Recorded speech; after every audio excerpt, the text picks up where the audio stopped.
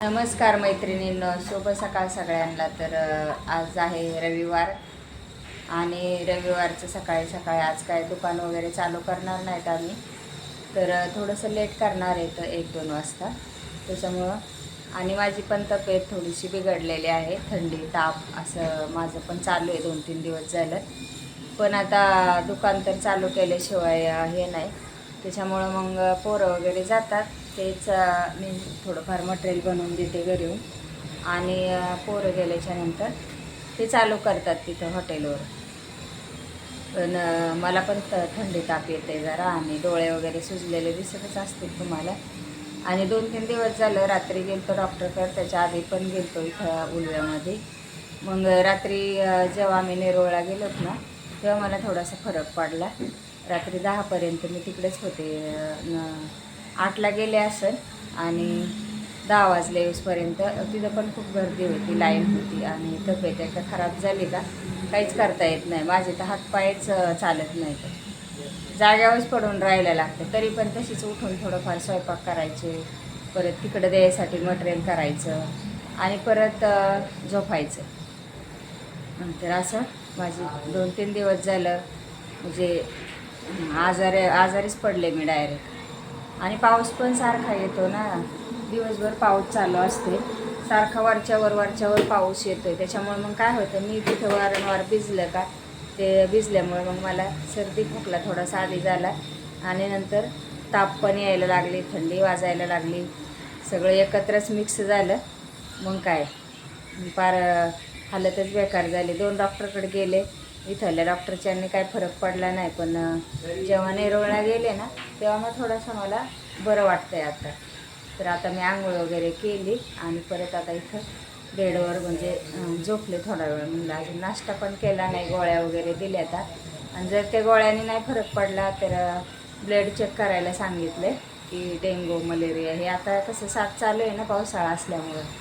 त्याच्यामुळं मग काल पण हिडव नाही, परवा पण हिडव नाही, 2-3 दिवस झाले हिडव चाला नाही. तब्येत खराब, तिकडं काम इकडं काम, त्याच्यामुळं मग लक्षच नाही. सगळं स्वतःकडेच लक्ष लागलं. तर चला मग हिडवमध्ये आणि आता हिडवला सुरुवात केलेली आहे. पण आता जेवढं थोडं होईल तेवढं तुमच्यासोबत शेअर करते. पण तब्येत खराब झाल्यावर खूप बेकार काम आहे. किती काम करणारा माणूस असल्यानं तब्येत खराब झाली. आणि मला तर पहिलंच थोडं थंडी ताप आलं तरी सहन नाही होत. अक्षरशः फार डोळे वगैरे सुजलेत माझे. आणि ताप आणि गोळ्या खाल्ल्या ना, त्या गोळ्याने थोडंसं मला इन्फेक्शन झाल्यासारखं झालं. रात्रभर अंगाला खास त्या दिवशी, परवाच्या दिवशी. मग ते कधी गोळ्या मला सूट होत नाहीत जास्त, म्हणून मी तिकडच्या नेरूळच्या डॉक्टरकडेच जाते. इथल्या डॉक्टरच्या गोळ्या मला दिल्या पण मला सूटच झाल्या नाही. तर रात्रभर अंग खाजायचं, पाय खाजायचे, हात खाजायचे. म्हणलं आता काय खरं नाही. तर ते मग डॉक्टर बोलले एवढ्या गोळ्या खा नेरूळच्या, डॉक्टर बोलले. आणि जर नाही फरक पडला तर आपण मग ह्याचं रक्त चेक करूया, टायफॉईडचं. कारण मला असं म्हणजे फोडण्या वगैरे दिल्या की लगेच इकडं मळमळ होते, तर उलटीसारखं होते लगेच. आणि उलटी पण होती कधी तर भाजी वगैरे करतानाच मळमळ पोटामध्ये असं. आणि पित्ताचा पण लय त्रास आहे मला पहिल्यापासून. तर पित्तामुळं पण तसं होऊ शकतं.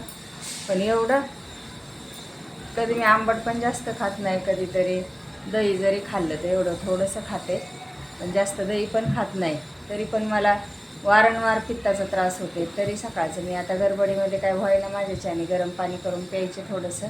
आता ह्या महिन्यामध्ये कसं धावपळ झाली जास्त, सकाळचं आवरायचं तिकडं जायचं. पण आता मी जातच नाही, पोरांना पाठवते विशालला, तो करतो तिथं मग हँडल. आता मी फक्त घरातलं करून देते. तो वडे वगैरे तळतो, त्याच्यानंतर मंचुरियन हे सगळं तोच करतो आणि गिरायकांना पण देतो. जेव्हा मग वेळ असेल तेव्हा त्याचे पप्पा पण जातात. तर असं आमचं आता थोडंसं रुटीन बिघडलेलं आहे. माझं तर पूर्ण बिघडलं आहे. बघू आता मला कधी आराम मिळतो आहे आणि कधी मी चांगली होते. तर चला मग व्हिडिओमध्ये.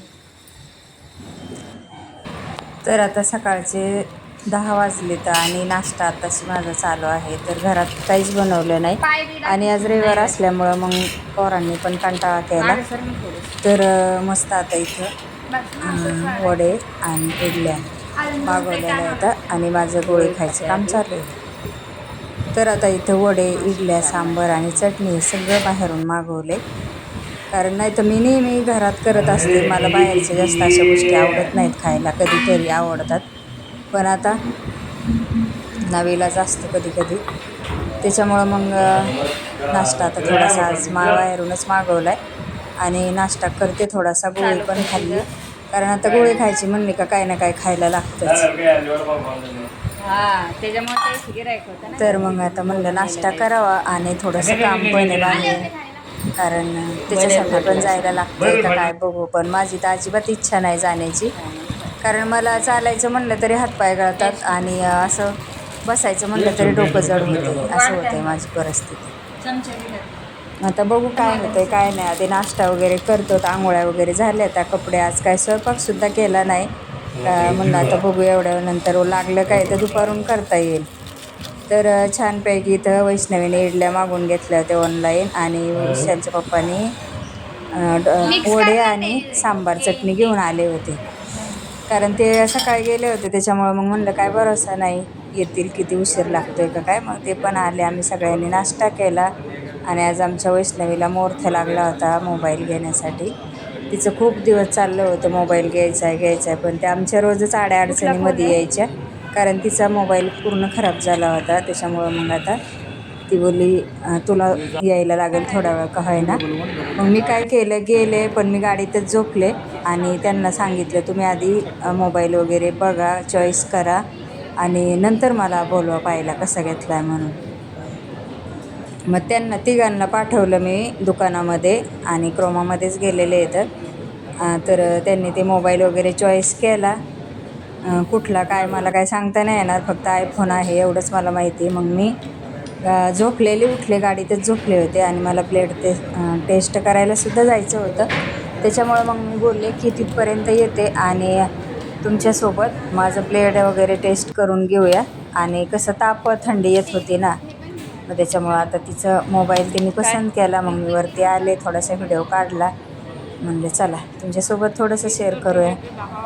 तर मग मोबाईल घेऊन झाल्याच्यानंतर बिलिंग वगैरे केलं. परत त्याचं ते कवर वगैरे कसं पाहिजे काय ते सगळं चॉईस केलं आणि पेमेंट वगैरे केलं.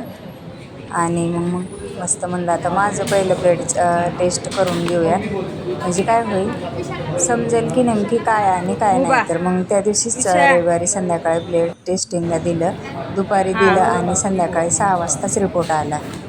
तर रिपोर्ट आल्याच्यानंतर मग रिपोर्टमध्ये पूर्ण मलेरिया आणि प्लेटलेस कमी सांगितलं एकदम. तर प्लेटलेस फक्त 20,000 राहिल्या होत्या. त्याच्यामुळं मग जरा थोडंसं सगळेच घाबरले. मग म्हणलं आता काय करायचं. तर मग एक आमच्याच तिकडचे डॉक्टर येतं त्यांच्याकडे गेलो आणि त्यांनी सांगितलं काय घाबरू नका, सकाळी तुम्ही ॲडमिट व्हा. तर आता आम्ही इथं हॉस्पिटलला आलेलो होती. इथं खूप गर्दी आहे सोमवारी सकाळी. तर मग सोमवारी सकाळी इथं आल्याच्यानंतर एवढी गर्दी आहे, तर केस पेपर वगैरे काढला, लाईनीला थांबलेले आहेत म्हणून मी बाहेर येऊन बसले थोड्या वेळ, कारण उभा राहायची तर अजिबात ताकद नव्हती. अजून तिथे गेल्याच्यानंतर केस पेपर काढला, त्याच्यानंतर डॉक्टरांना भेटलो आणि मग आम्हाला नंबर, सकाळी आम्ही 9ला गेलेलो तर दुपारी आम्हाला 3:30 वाजता मला ॲडमिट करून घेतलं, कारण बेडच खाली नव्हता.